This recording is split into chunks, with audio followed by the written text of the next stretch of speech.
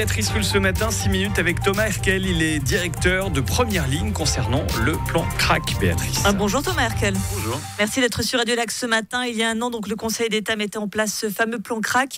Un an après, où en est-on ? Alors, il y a un an, il annonçait dans une conférence de presse l'arrivée de ce plan crack. Il faut se rendre compte que les financements, ils sont arrivés en janvier, donc on n'a pas eu tout d'un coup tous les financements en octobre. Et puis, un an après, il y a beaucoup de choses qui ont été mises en place. Faut vous souvenir que la crise du crack, c'est aussi une crise de la précarité. Donc, les premières choses qu'on essaie de mettre en place, c'est des choses pour limiter quelque part le dommage aux conditions de vie des personnes. Donc principalement de la mise à l'abri et puis de l'hébergement. On avait créé dans le premier plan crack 12 places dans le sleep-in au sein de Quai Neuf. Et puis la première mesure qui a été mise assez rapidement au début d'année, c'était 12 places au sein du passage de l'Armée du Salut et du Cause pour que les personnes puissent se reposer, puissent se reconstruire, puissent diminuer un petit peu leur consommation. Ensuite, on a mis des mesures en place pour l'accès à la nourriture, l'accès à l'eau. Parce que un des impacts quelque part de la consommation de crack, c'est arrêter de se nourrir, arrêter de s'hydrater. Et c'est un des premiers dommages au niveau de la santé. Donc on essaye de faire en sorte de diminuer cet impact-là. Et puis le troisième impact, quelque part, c'est une forme d'isolation sociale ou le fait de se retrouver en rue, loin des institutions. Et donc on a essayé de renforcer quelque part l'aller vers avec des tournées de rue, que ce soit au sein de première ligne ou avec une équipe partenaire du Caparv qui a monté tout un programme pour aller en rue au contact des usagers et des usagères. Il devait y avoir une annexe au Quai Neuf dédiée spécifiquement aux consommateurs de crack, qui sont des consommateurs très particuliers. Un an après, sauf erreur, elle n'y est pas. Un an après, elle est en train d'arriver. Donc on travaille depuis une année avec des architectes, avec des spécialistes de la question pour bien réfléchir à ça. Il faut se rendre compte que c'est pas quelque chose dont on trouve des plans en kit tout fait sur Internet. C'est une problématique assez spécifique et il faut essayer de bien réfléchir quel type de local on va offrir, où est-ce que les gens vont passer, comment ils vont être pris en charge.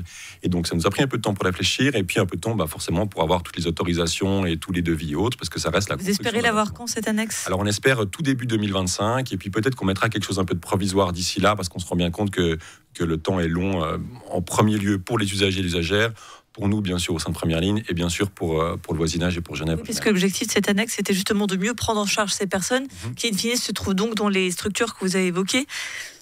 In fine, elles se retrouvent surtout en rue, en train de consommer au vu, au su de tout le monde.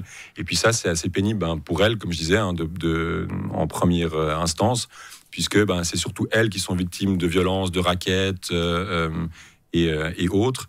Et effectivement, ça a un impact aussi sur le quartier. Et c'est ça qu'on aimerait essayer de diminuer en nous. C'est ce que j'allais vous dire. Il y a également ce quartier, et notamment, on pense à ça parce que c'était très souvent relayé dans la presse, cette fameuse école des paquiers. Alors, c'est pas forcément des consommateurs de crack, ce sont des consommateurs de drogue globalement. Mais il y a cette vraie inquiétude des habitants du quartier. Comment est-ce que, si ce n'est vous les entendez, au moins vous les rassurez ?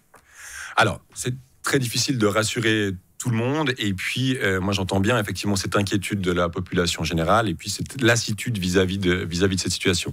Et c'est ce qui est très compliqué, c'est-à-dire que la consommation de drogue, on le sait, au niveau européen, elle est en augmentation, et puis du coup sa visibilité aussi. Et on est confronté maintenant, en Suisse en général, on le voit émerger à Lausanne, Zurich, Coire ou d'autres endroits, une plus grande visibilité de cette population. Et encore une fois, je pense que l'axe principal, c'est la question de la lutte contre la précarité. Parce que, avant tout, ce sont des personnes précaires. Que ce soit les dealers de drogue ou les personnes qui en consomment en rue, ce ne sont pas des personnes aisées, ce ne sont pas des personnes qui font beaucoup d'argent, même quand on parle de vente de drogue. On a souvent l'image de gens qui vont rouler dans des voitures extrêmement chères et avoir des maisons avec piscine à débordement. Les personnes qui vendent au paquis, on n'est pas du tout dans cette catégorie-là. Donc je pense qu'il y a un vrai axe à avoir là-dessus. Et puis après, c'est de continuer à essayer de développer des choses et puis de discuter au maximum avec les voisins, les voisines, les commerçants, les commerçantes, pour trouver des solutions qui soient acceptables pour tout le monde. Oui, le vendeur au paquis n'est pas Pablo Escobar, on va le rappeler. À l'annonce de ce plan crack, le Conseil d'État Pierre Maudet avait annoncé davantage de maraudes près du Quai Neuf, une formation également spécifique pour les travailleurs sociaux. Cela a été réalisé ? Alors ça, on est vraiment en train de mettre en place toutes ces formations. Alors les maraudes, comme je disais, c'était l'aller vers. Donc c'est ces fameuses tournées de rue qu'on a mis en place entre première ligne et puis le Caparv DHUG. Et puis effectivement, les formations, on essaie de plus en plus d'essayer d'avoir des équipes qui soient pluridisciplinaires, avec des formations de plus en plus spécifiques pour accueillir cette consommation-là et puis travailler justement les différentes dimensions du travail avec le crack. Des travailleurs sociaux bien spécifiques qui doivent être très bien formés pour faire face à une situation exceptionnelle. On se souvient des tensions qu'il y avait eu justement l'année dernière avec ces consommateurs de crack. Vous avez suffisamment de personnel formé ? Alors c'est une des grandes difficultés à laquelle on est confronté là depuis une année, c'est qu'effectivement on doit recruter beaucoup de personnes, alors travailleurs sociaux et personnel des soins infirmiers, puisqu'on a vraiment cette double casquette quelque part au sein de Première Ligne. Et je vous cache pas que c'est pas évident, parce qu'il faut trouver déjà des gens qui s'intéressent, des gens qui soient formés et puis qui ont envie de travailler avec nous, avec des fois des salaires qui sont un petit peu en dessous des prix du marché. Donc on a un peu de peine avec ça. On y arrive, mais c'est pas évident. Un mot pour terminer. On se souvient qu'il y avait eu une explosion des consommateurs de crack à Genève en très peu de temps.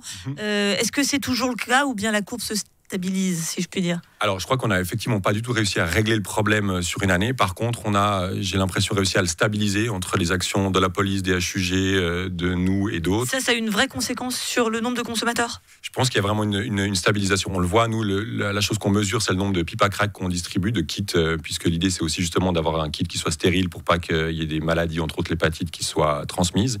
Et ça, on était vraiment dans une augmentation exponentielle pendant 2 à 3 ans.